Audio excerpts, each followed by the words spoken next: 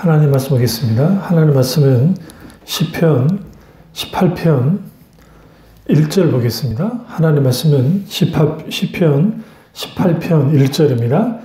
나의 힘이신 여호와여 내가 주를 사랑하나이다. 아멘. 말씀 제목은 하나님만이 오직 나의 힘이라는 말씀을 나누도록 하겠습니다. 하나님만이 오직 나의 힘이라는 제목으로 말씀을 나누도록 하겠습니다. 시편 18편은 감사하십니다. 다윗은 사울 왕에게 쫓겨 10년이 넘게 고난을 당했습니다. 그럼 그 고난을 통해서 연단받은 후에 하나님의 축복으로 처음에는 남유다의 왕이 유다의 왕이 됐다가 유다인들의 왕이 되었다가 후에 이스라엘 전체의 왕이 됩니다. 그리고 그 놀라운 하나님의 은혜 가운데 그가 이제 결국은 그의 힘은 어떤 자기의 어떤 지혜와 능력이 아니고 또 군사의 수가 아니라 하나님 그분이라는 것을 그가 고백합니다. 그리고 다윗은 그의 고난을 통해서 경험한 하나님의 은혜를 생생하게 드러내면서 하나님께 감사와 사랑의 고백을 드리고 있습니다. 우리가 그 나의 힘이 되신 여호와여 내가 주를 사랑하나이다를 히브리어로 직역을 하면 사랑합니다. 나의 힘이 되신 여호와여라고 우리가 좀 더 시적이고 감격적으로 우리가 말씀을 읽어내갈 수가 있습니다. 그러니까 먼저 뭘부터 고백하는 거죠? 사랑합니다. 나의 힘이 되신 하나님 혹은 여호와여 라고 다윗이 고백합니다. 중요한 게 다윗이 하나님을 나의 힘이라고 고백하고 있습니다. 여러분과 저에게 있어서의 힘은 뭡니까? 하나님 그분이 나의 힘이셔야 됩니다. 사람이 이 세상으로 살아갈 때에는 힘이 필요합니다. 육체적인 힘을 체력이라고 하고 또 부분적으로는 시력, 또 청력, 그런 것이라고 말하잖아요. 그렇기 때문에 사람은 힘이 있어야 걷고, 힘이 있어야 뛰고, 힘이 있어야 보고, 힘이 있어야 들을 수 있습니다. 또 힘이 있어야 먹을 수 있습니다. 병이 들면 먹는 것도 힘들고, 누워 있는 것도 힘들고, 다니는 것도 힘들어지는 것을 보게 되어집니다. 그렇다면 다윗은 어려서부터 하나님 그분만이 힘이라는 것을 의지했습니다. 그럼 어떻게 할 수 있냐면 그가 어린아이 시절에 목동 시절에 그때를 회상하면서 사자와 곰의 발톱에서 양들을 구하신 일이래요. 그리고 블레셋의 장수 골리앗을 쓰러뜨렸던 일들, 사울의 손에서 구원받은 그러한 경험들을 수많은 시편들 속에서 그가 하나님께 고백하고 찬양한 것을 보게 되어집니다. 여기서 우리는 분명하게 그의 삶의 위기 속에서 힘들고 어렵고 고통당할 때 그는 먼저 사랑합니다 하나님, 그리고 주님은 나의 힘이 되십니다 라고 하는 그 고백을 늘 했습니다. 그래서 시편 말씀 속에 내가 주를 사랑하나이다 라고 하는 이 고백은 단 한 번 사용되어집니다. 재미있는 사실은 내가 주를 사랑합니다에서 사랑한다는 히브리어로 라함인데 이 뜻은 여자의 자궁을 의미합니다. 다시 말하면 모태에서부터 나오는 사랑으로서 어머니가 자식에게 베푸는 사랑, 나아가 하나님께서 그의 자녀들에게 베푸는 신적인 차원의 사랑, 인간은 도저히 흉내낼 수 없는 그 사랑에 대해서 다윗이 말을 하고 있습니다. 이상하지 않습니까? 하나님의 사랑이 이런 사랑이라고 한다면 이해가 되겠는데 다윗이 하나님을 라함의 사랑을 한다고 그러는 겁니다. 하나님을 향한 사랑이 그냥 그저 그런 사랑이 아니라 자신의 생명을, 자기의 모든 것을 드려도 아깝지 않는 그러한 사랑을 하나님께 한다고 주저없이 고백하고 있습니다. 그러면 이건 왜 이렇게 이게 중요할까요? 다윗이 평생에 하나님의 사랑을 경험했습니다. 그 놀랍고도 놀라운 사랑을, 그리고 감당치 못할 사랑을 경험했던 그입니다.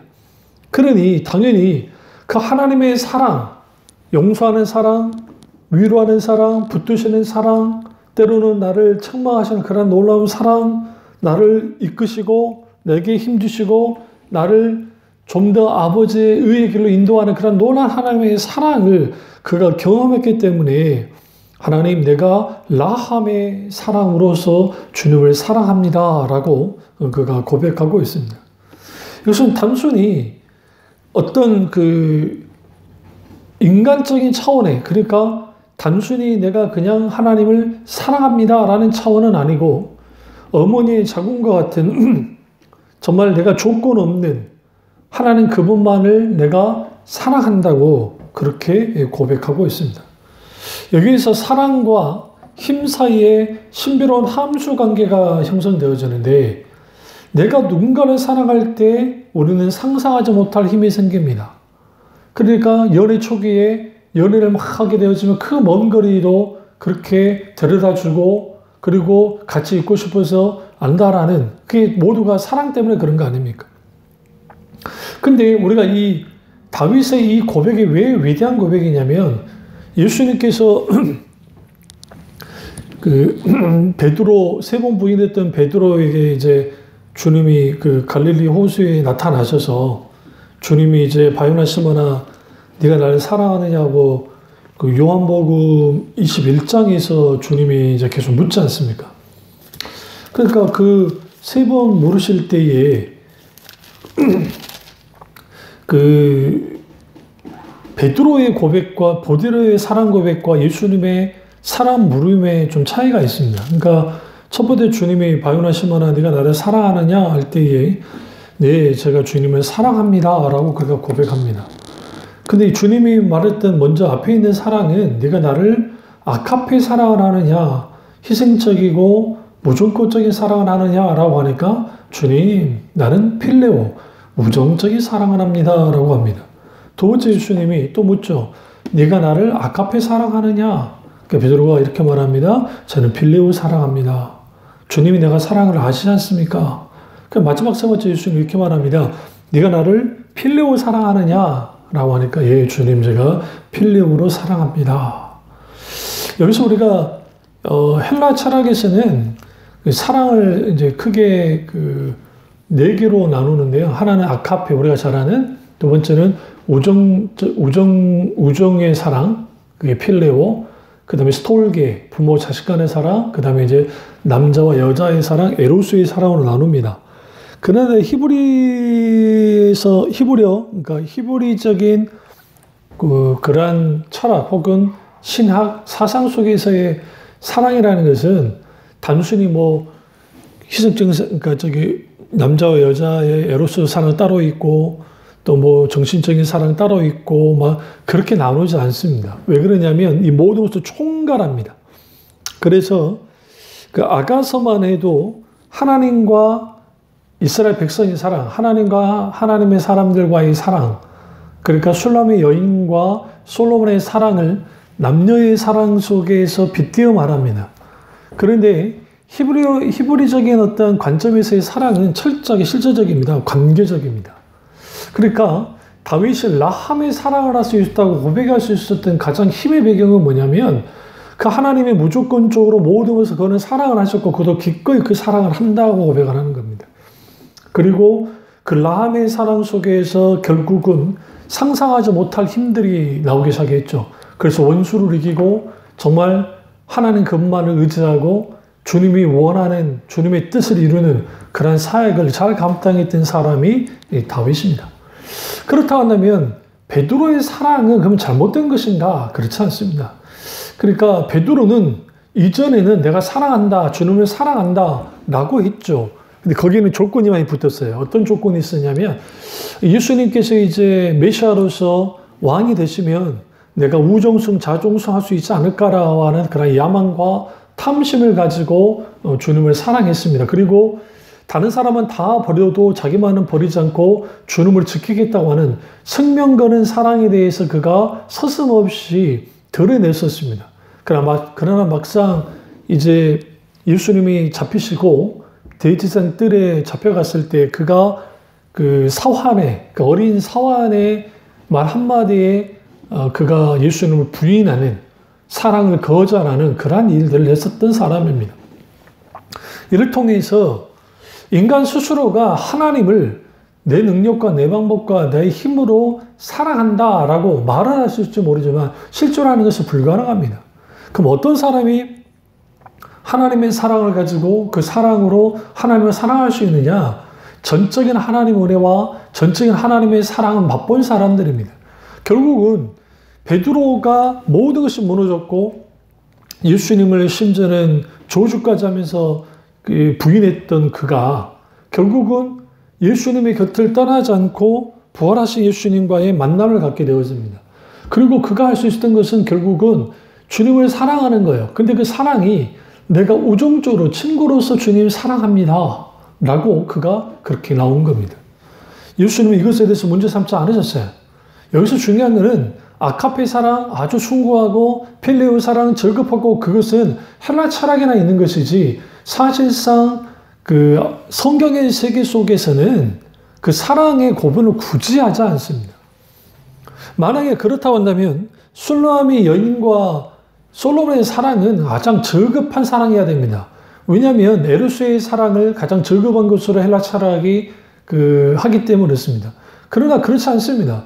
사실은 베드로는 그 자신의 모든 것을 걸고 내가 이제 필레오 사랑합니다. 내가 우정적으로 사랑합니다. 반응했고 예수님도 동일하게 나도 너를 필레오로 너는 나를 필레오로 사랑하느냐? 예 주님 제가 필레오로 사랑합니다. 근데 여기서 주님이 내 양을 쳐라, 내 양을 먹이라, 내 어린 양을 쳐라 막 그렇게 말씀하시잖아요. 그것을 통해서 예수님이 분명하게 드러내 보여주시는 거예요. 무엇을 드러내 보여주시냐면 예수님이 결국은 이 사랑의 회복을 통해서 그가 다시 일어날 수 있는 힘을 갖도록 했습니다. 만약에 베드로를 이대로 내버려 뒀다고 한다면 그는 예수님을 부활을 목격했지만 진정한 하나님의 사도로서 다시 회복되어지고 도약하는 그런 사람이 되지 못했을 겁니다. 그런 의미에서 하나님의 사랑에는 힘이 있고 우리 속에 하나님의 사랑을 가져야 하나님이 나의 힘이 되어지고 그 나의 힘이 되신 그 여호와 하나님으로 말미암아 우리는 충분히 모든 것을 이길 수 있습니다. 그 이유는 시편 18편 본문의 2절을 보시면 여호와는 나의 반석이시요 나의 요새시요 나를 건지는 이시요 나의 하나님이시요 내가 그 안에 피할 나의 바위시요 나의 방패시요 나의 구원의 뿌리시요 나의 산성이시리로다. 하나님 그분이 나의 반석 되시는 겁니다. 진정한 하나님이 나의 반석 되어지는 것, 그것은 내가 정말 라함의 사랑, 다윗처럼 라함의 사랑을 할 때에 조건 없는 사랑으로 나아갈 때에 그 하나님이 주신 먼저 하나님이 나를 사랑하셨고 그리고 그 사랑으로 우리가 하나님을 사랑할 때에 하나님이 나의 힘이 되어 주십니다. 요한 1서 한번 가보시죠. 요한 사도만큼 하나님의 사랑에 대한 강조하는 사도가 없기 때문에 그렇습니다. 그러면 우리가 이 사랑이 어떤 사랑이었는가? 우리가 먼저 하나님을 사랑했다 생각하지만 그렇지 않습니다.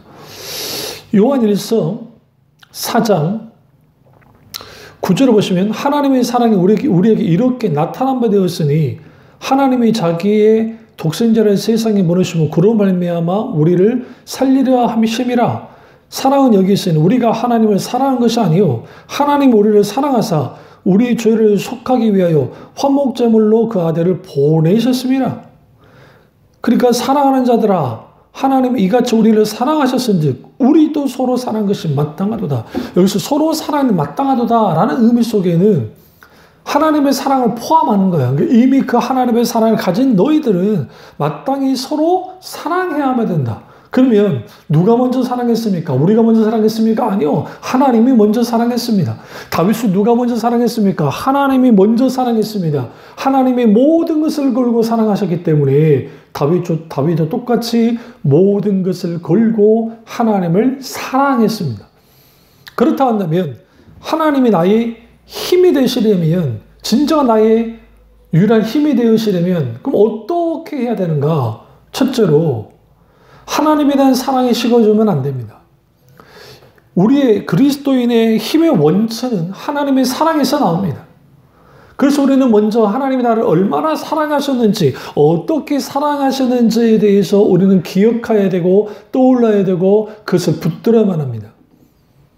그러니까 우리가 하나님의 생사한 사랑, 그 사랑이 내게 분명하게 있게 되어지면 우리는 우리의 하나님을 향한 사랑이 식어지지 않습니다. 그러다 우리는 신앙생활 하다 보면 하나님의 사랑이 식어질 때가 있습니다. 그것이 어떤 큰 문제를 만나서 그럴 수 있고, 나태하고 안일함에 빠져서 그럴 수 있고, 때로는 내가 살만해지니까 그렇기도 하고, 때로는 여러 가지 이유 때문에 그렇습니다. 중요한 것은 뭐냐면 인간은 기본적으로 아담이 타락한 본성을 갖고 있고 하나님을 떠나려는 경향성을 갖고 있기 때문에 우리가 지속적으로 자기를 하나님의 말씀과 기도로 깨워서 우리가 자기 갱신과 개혁을 해나가지 않으면, 근신하게 깨어 있지 않으면 우리는 언제든지 세상의 물결에 휩쓸려서 하나님을 사랑했던 것들이 식어지고 세상을 더 사랑하게 되어지는 그런 상황 속에 빠질 수가 있습니다. 그래서 우리는 반드시 여기에서 우리는 무엇을 해야 되냐면 하나님 그분의 사랑, 그 놀라운 사랑, 그 사랑의 이런 권태감이, 그러니까 신앙의 권태감이 와서 하나님에 대한 사랑이 식어질 때 우리는 반드시 이게 얼마만큼 심각한 것인지를 우리는 분명하게 알아야 됩니다.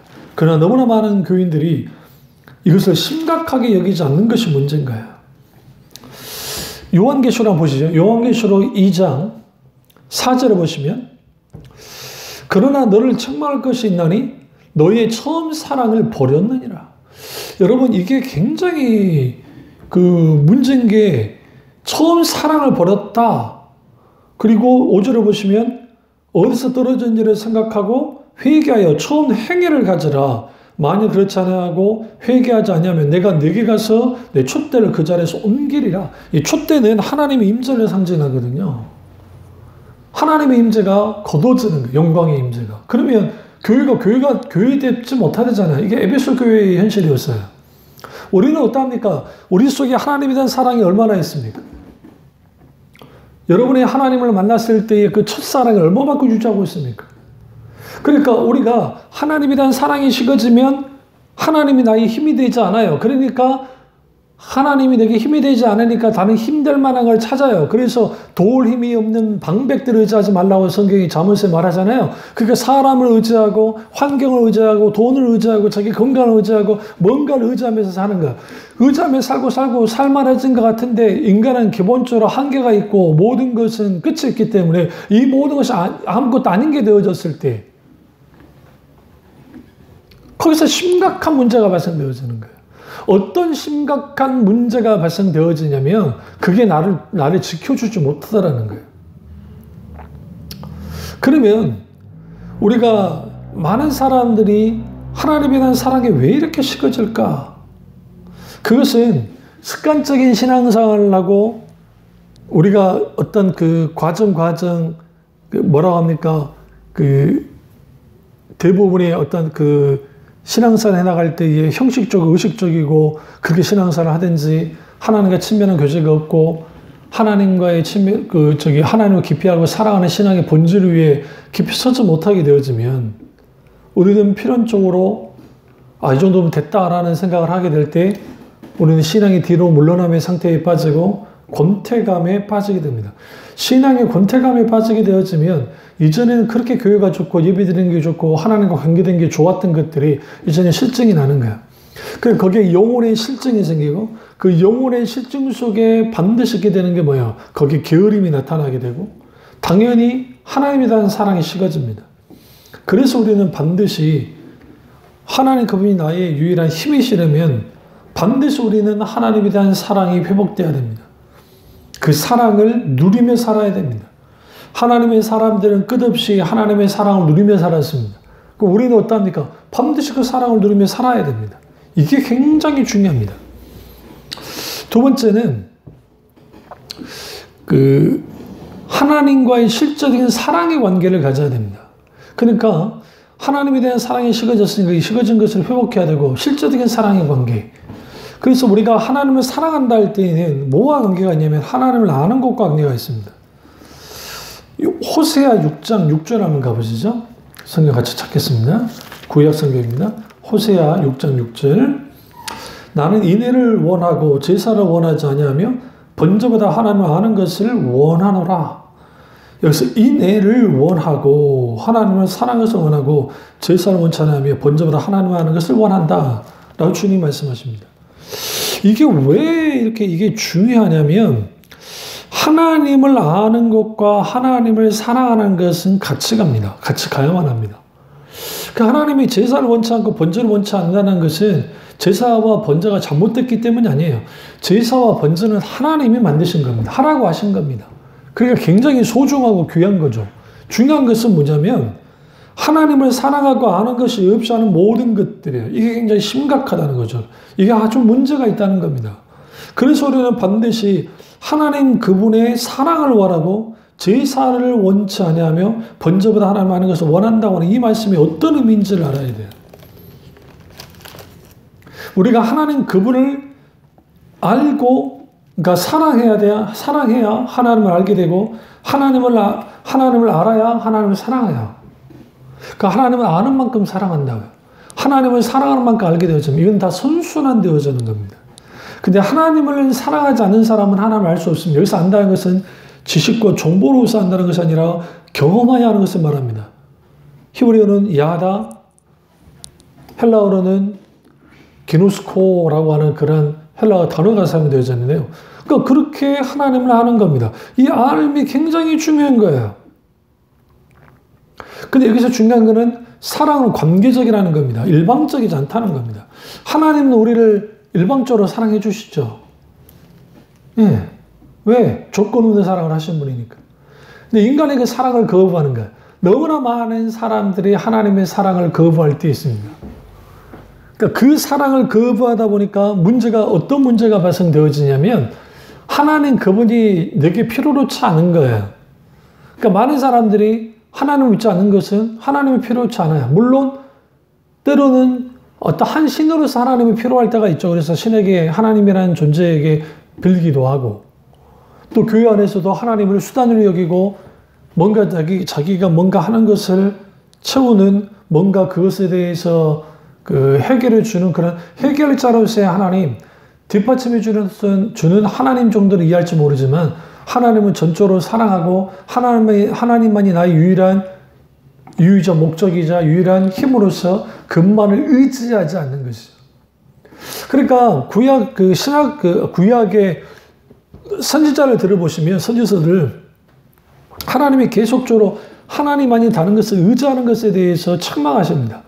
그러니까 이스라엘이 이집트를 의지하고 아니면 어떤 군대를 의지하고 아니면 다른 어떠한 것을 의지할 때 하나님은 그것에 대해서 계속 책망하세요. 그리고 하나님만을 의지하라고 계속 말씀하십니다. 올라도 마찬가지입니다. 우리가 신앙생활 하면서 하나님만이 다른 것을 의지하는 사람들에게 결코 하나님은 힘이지 않습니다. 다윗은 오늘 이 상황이 이 시편 오늘 본문에 있는 시편의 이 상황이 사울로부터 우겨싸임을 당하다가 그가 구출당한 다음에 그가 한 고백입니다. 그런데 다윗이 어떤 용병의 도움을 구한 것도 아니고 누군가의 어떤 것이 아니라 하나님만을 의지했고 하나님만이 나의 힘으로서 그가 믿었어요. 그래서 하나님만이 유일한 사랑이고 하나님만이 자기의 유일한 힘이셨습니다. 거기에서 주님이 반석이시고 요새시고 산성으로서 나타나신 거예요.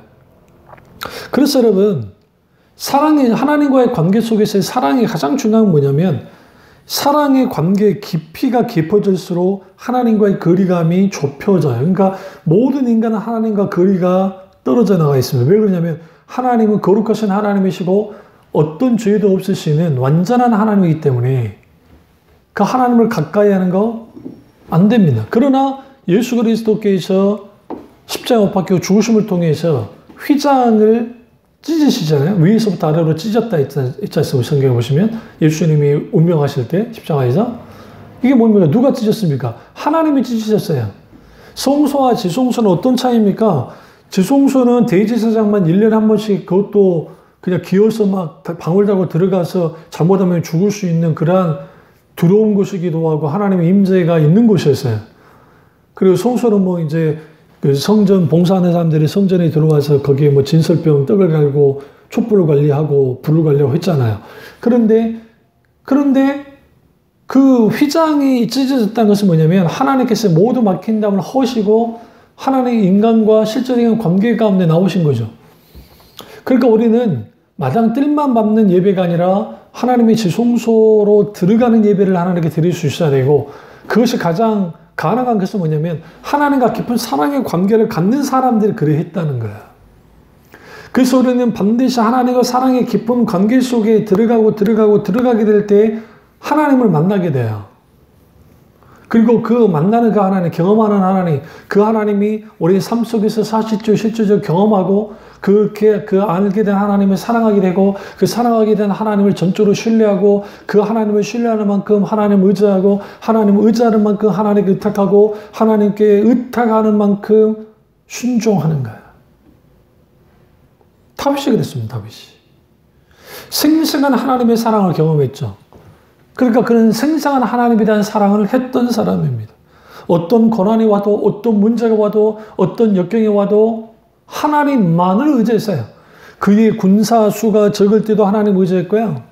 그의 군사수가 많아도 하나님께 늘 물었습니다. 하나님, 올라갈 겁니까 말 겁니까? 주님, 저들을 내게 붙이셨습니까? 붙이지 않았습니까? 하나님이 붙이셨다 하면 올라갔고, 붙이지 않았다고 한다면 그는 기다렸습니다.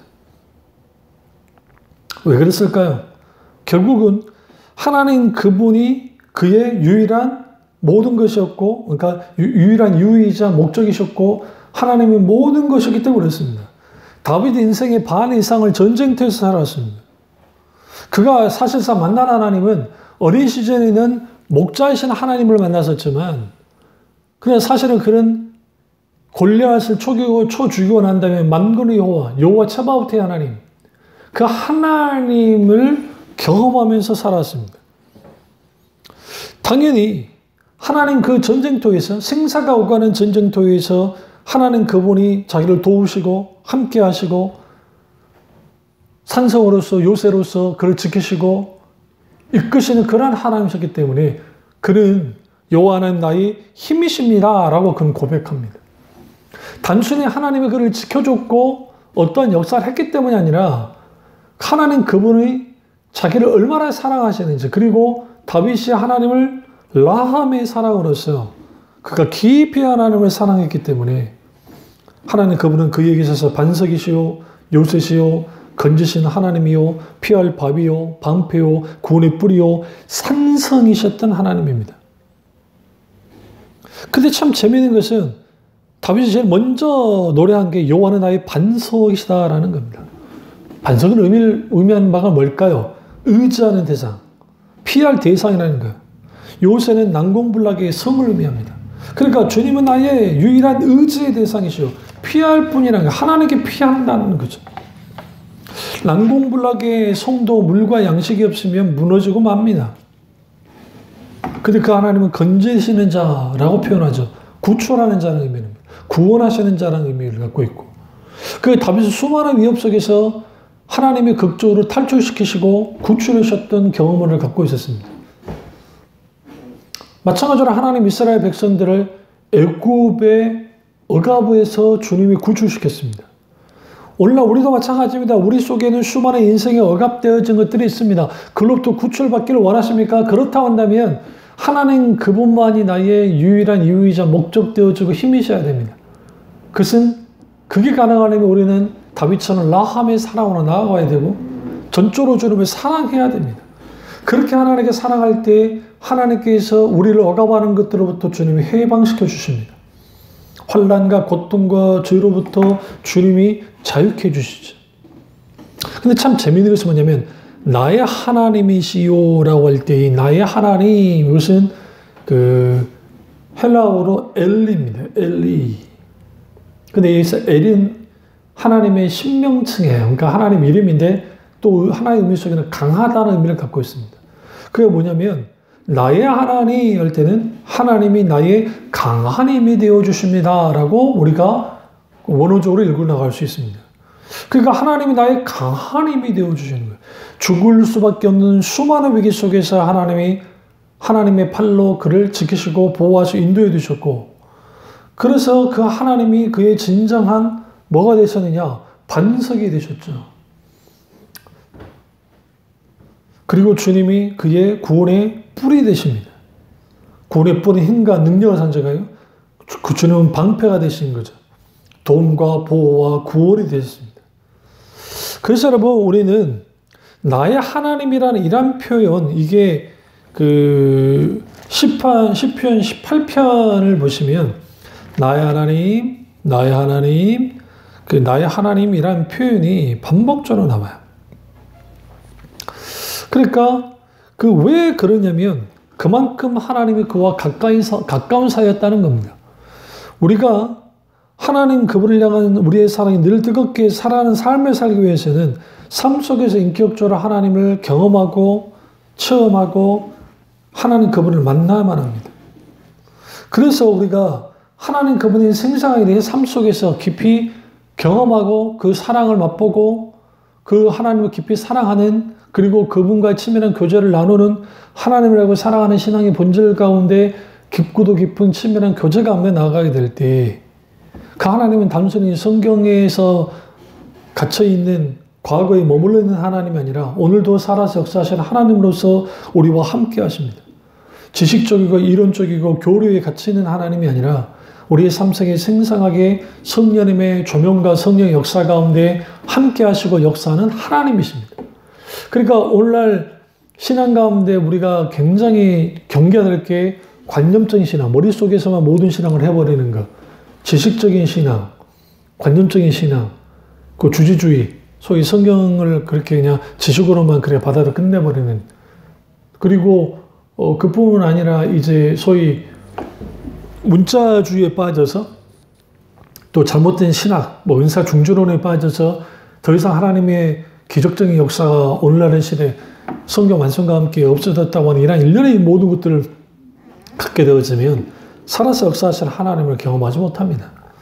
그래서 우리는 분명하게 각기 우리의 처한 상황이 다르지만 이런 속에서 우리 인격적인 하나님을 만나야 되고 그 하나님을 깊이 만나게 될 때 우리는 진정으로 그 하나님을 사랑하는 것이 무엇인지, 우리의 위기 속에서 나의 인생의 또 편안함 속에서 하나님과 친밀한 교제를 나눔을 통해 하나님을 깊이 사랑하고 하는 것들이 우리 가운데 계속적으로 이렇게 되어지고, 우리가 생각지도 못한 그런 상황 속에서도 우리와 함께 하시고 지키시고 이끄시고 인도하시는 그 하나님, 그 하나님을 우리가 만나고 경험하게 될 때 우리는 분명하게 하나님 나의 힘이 되어 주십니다. 그래서 우리는 반드시 다윗처럼 나의 힘이 되신 하나님, 나의 강한 힘이 되시는 하나님을 인격적으로 깊이 경험하고 체험하는 것이 너무너무 중요합니다. 저와 여러분에게 하나님은 반석이시요 요새시요 건지는 자시요 피할 바위시요 방패시요 구원의 뿌리시요 삼성이신 하나님, 그 하나님을 인격적으로 만나고 그 하나님과 깊은 사랑의 관계를 맺어나가면 하나님과의 거리감이 좁혀지고, 그리고 그 하나님이 나의 진정한 힘이 되어주시고, 그 이 하나님 나의 생명 되어주셔서 그 하나님이 나의 소망 되어주시고, 그 하나님이 나의 믿음을 굳건히 세우셔서 어떤 상황과 환경 속에서도 당당하게 맞서 싸워서 이길 수 있는 그런 귀한 하나님의 사람이 되도록 만듭니다.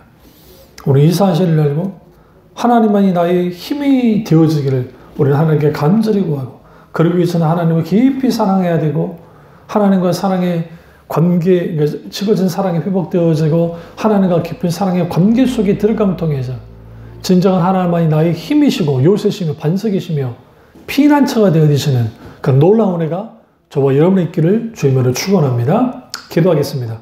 사랑의 주 역사 존의 주인 우리와 함께 하시고 선포된 말씀이 나의 말씀 되어지기 원합니다. 하나님을 깊이 사랑하게 하시고 나의 사랑이신 그 하나님이 나의 힘이신 하나님으로서 온전히 나타날 수 있도록 은혜 베풀어 주시옵소서. 성령께서 온전히 역사하셔 주장하시기 원하고 예수 주님의 이름으로 기도드립니다. 아멘.